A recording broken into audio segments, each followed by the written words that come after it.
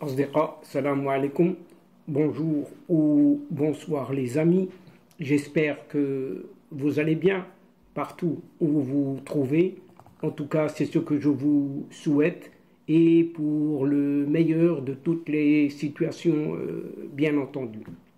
Bienvenue sur votre chaîne Bled Maralibia qui attend comme toujours bien évidemment vos encouragements ainsi que vos commentaires qui sont gentils et vos précieux conseils et qui nous font beaucoup de bien.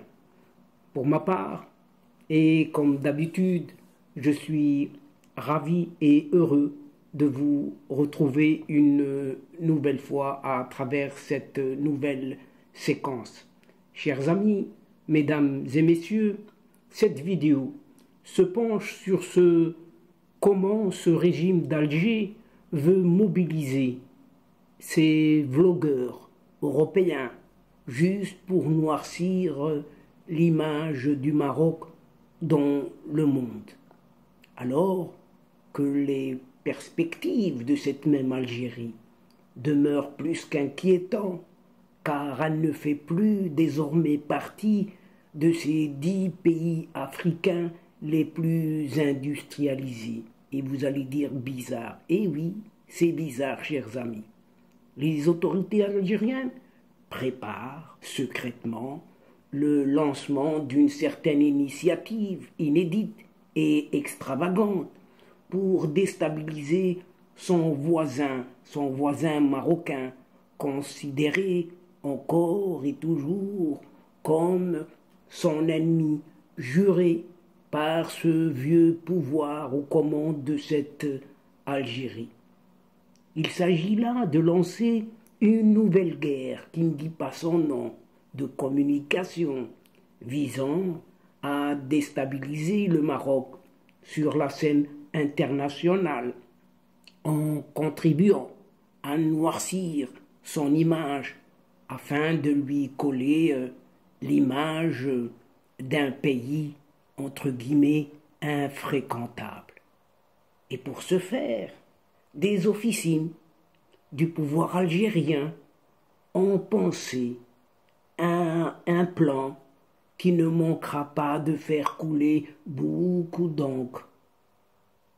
Recruter et mobiliser des blogueurs cette fois-ci occidentaux, juste dans le but de les rémunérer, oui, les soudoyer pour produire des contenus négatifs sur le Maroc en mettant en exergue des fléaux sociaux et politiques imaginaires afin de dissuader les visiteurs étrangers de percevoir positivement l'image du Maroc dans le monde.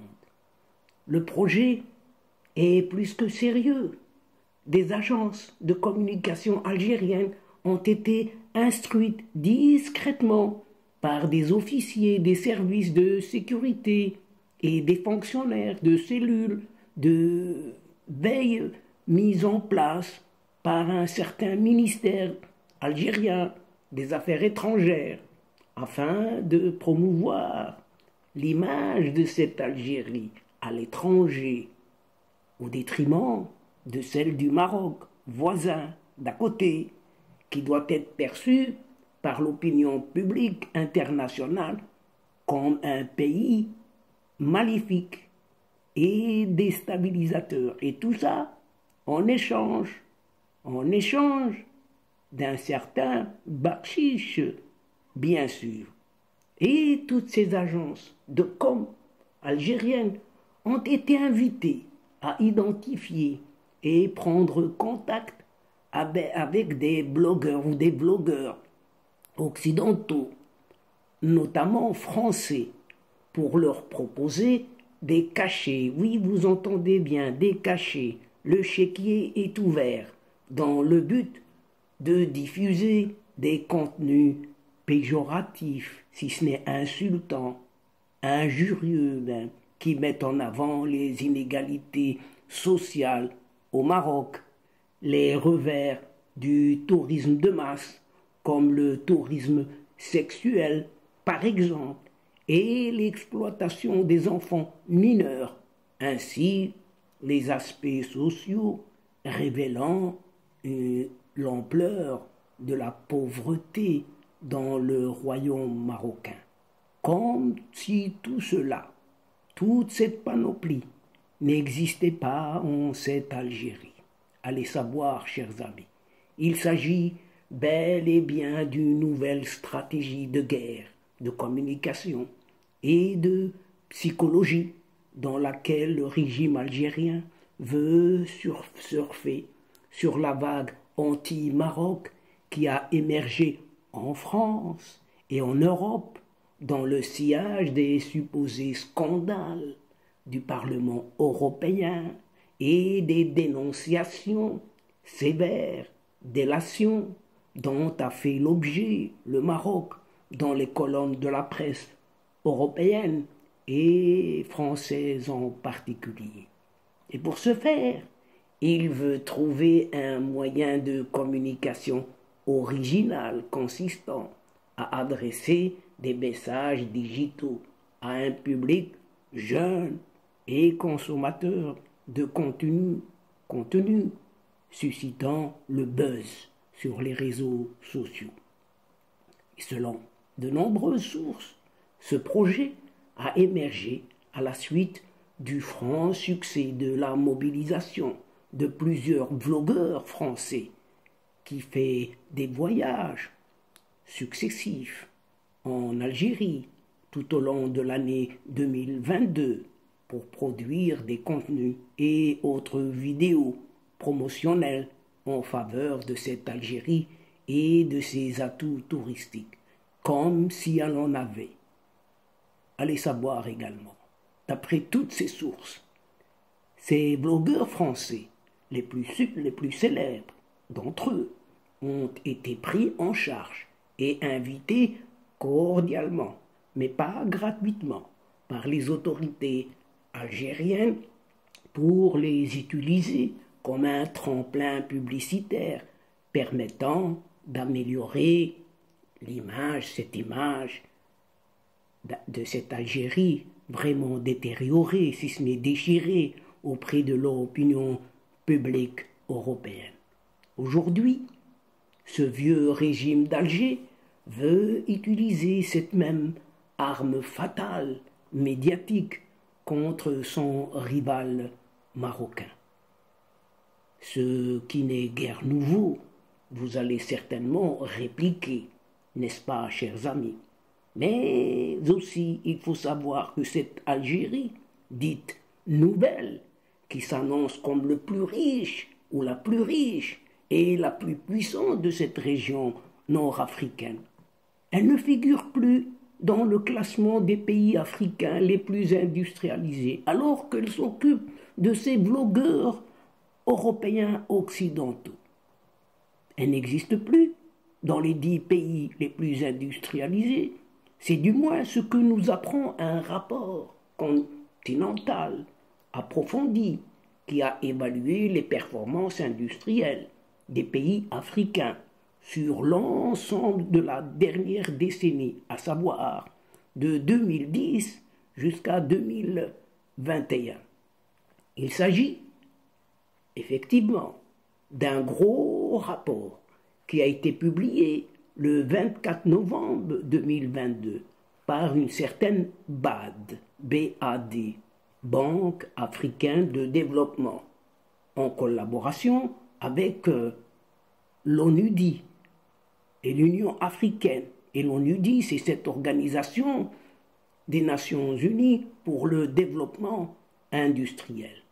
Le rapport, intitulé Indice 2022 de l'industrialisation en Afrique, fournit la toute première vue d'ensemble exhaustive des progrès réalisés par 52 pays africains au cours des 11 dernières années en matière de développement industriel, en se basant sur 19 indicateurs couvrant les performances manufacturières, le capital, la main-d'œuvre, l'environnement des affaires, les infrastructures et la stabilité macroéconomique.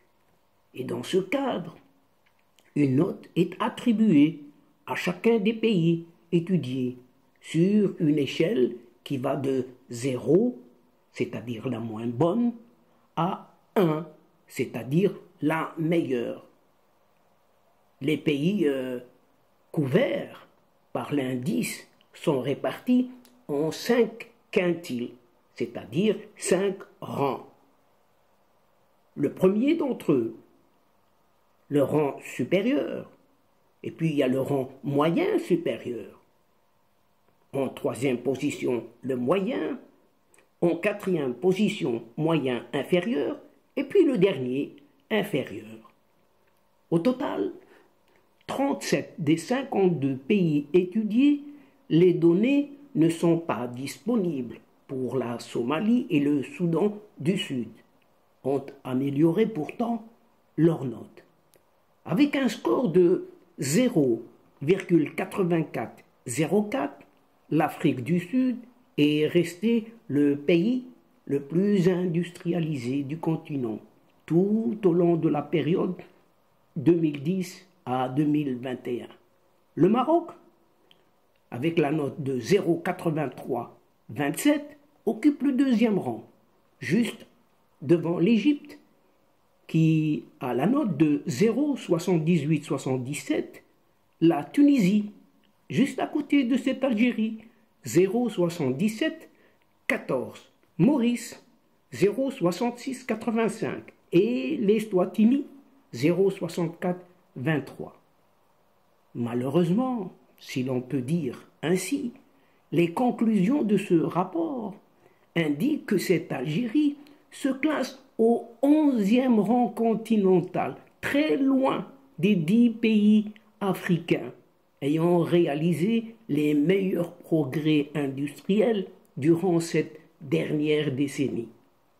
Avec un score de 0,5978 seulement, dirait-on, cette Algérie dite nouvelle arrive à peine au 11e rang africain, loin derrière des petits pays, si on peut les appeler ainsi, qui ne disposent même pas du 10e de ses richesses naturelles ou de son potentiel humain et matériel, prometteur pourtant, à l'image du Sénégal ou de l'île Maurice. Dès lors, chers amis, comment expliquer un tel déclin pour un tel pays qu'est cette Algérie de ces vieux capots? L'Algérie souffre, on peut le dire clairement, d'importants obstacles structurels qu'elle peine à surmonter pour développer son industrie nationale, comme l'insuffisance des infrastructures, l'accès au financement, l'amélioration du climat des affaires et la formation des travailleurs, notamment dans le domaine des compétences numériques. D'après enfin ce même rapport, les pays africains ayant progressé sur la voie de l'industrialisation ont su tirer profit des progrès notables en matière de stabilité, la forte proportion de jeunes, la hausse des investissements domestiques et étrangers et l'évolution rapide vers un espace économique intégré grâce à la ZLECAf. ZLECAf, c'est cette fameuse zone de libre-échange continentale africaine qui constitue une opportunité de créer un marché unique de 1,3 milliard de personnes et de générer jusqu'à 4 000 milliards de dollars de dépenses. Mais alors, chers amis, qu'attendent vraiment ces dirigeants algériens pour tirer tous les enseignements précieux de ces expériences africaines au lieu de chercher des poux là où il n'y en a pas, si ce n'est en bouc émissaire les accusés de ces têtes qui leur sont très très proches pourtant, perdant ainsi un temps plus que précieux à mobiliser des vlogueurs ici et là, un peu partout, européens et occidentaux, et on ne sait quoi juste pour noircir l'image d'un certain pays voisin, noircir cette image, son image, dans le monde. Et la question est posée et elle restera toujours posée. Et donc, chers amis, mesdames et messieurs de la chaîne, c'est ici, sur cette question, que prend fin cette séquence en prenant congé de vous, tout en espérant vous retrouver avec un immense plaisir et comme d'habitude, bien sûr. Merci pour votre fidélité et de nous suivre jusqu'au bout. Mais n'oubliez pas de nous soutenir en nous aidant mutuellement et surtout en vous y abonnant en masse. Aussi, n'oubliez pas de partager au grand maximum vos séquences vidéo. Et pour cela, il suffit juste d'un petit clic et c'est fait. Et quant à moi, il ne me reste plus qu'à vous dire au revoir les amis. Al-Asdiqa, salam alaikum wa rahmatullah wa barakatuh. À la prochaine fois et à bientôt. إلى اللقاء في حصة أخرى إن شاء الله مع السلامة.